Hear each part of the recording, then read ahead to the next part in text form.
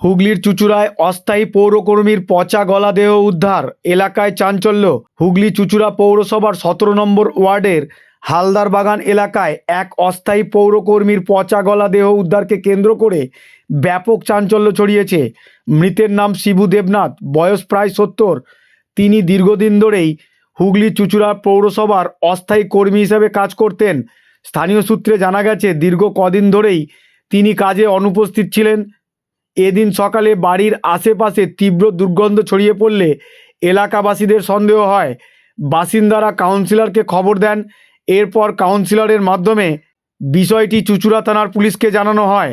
Police ঘটনাস্থলে এসে বাড়ির দরজা ভেঙে প্রবেশ করে। সেখানে তারা শিবুর পচা গলা ও বিকৃত দেহ উদ্ধার করে।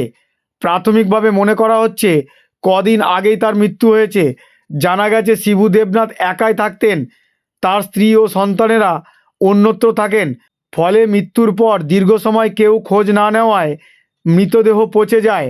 পুলিশ দেহটিকে উদ্ধার করে চুঁচুড়া ইমামবাড়া সদর হাসপাতালে ময়নাতদন্তের জন্য পাঠিয়েছে। মৃত্যুর কারণ জানতে তদন্ত শুরু করেছে পুলিশ। গোটা ঘটনায় এলাকায় নেমেছে শোকের ছায়া। প্রতিবেশী এবং বন্ধু ছিল, কিন্তু 3-4 দিন ধরে ওকে দেখা যাচ্ছিল না। পৌরসভায় অস্থায়ী কর্মী, হঠাৎ আজকে সকাল থেকে পচা দুর্গন্ধ পাড়া প্রতিবেশীরা জানতে পারে, শুনতে পায়। তখন আমরা এদিক ওদিক করে পুলিশকে খবর দিই। পুলিশ এসে মৃতদেহটাকে উদ্ধার করেছে। এখন হসপিটালে মর্গে পাঠানো হবে।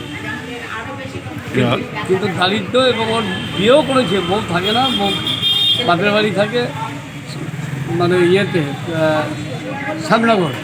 শ্যামনগর বাপের বাড়ি থাকে। ও একাই এখানে থাকতো। কী যে হয়েছে জানি না, মনে পচে আছে, গন্ধ বেরোচ্ছে। পাড়া প্রতিবেশী সবাই মিলে যখন জানাজানি হলো তখন পুলিশকে খবর দিলাম। পুলিশ এসেছে। এবার আস্তে আস্তে তো সৎ কাজ হবে। কি নাম? শিবু দেবনাথ। তোমার নামটা? আমার নাম বাংলিশ সমাজ।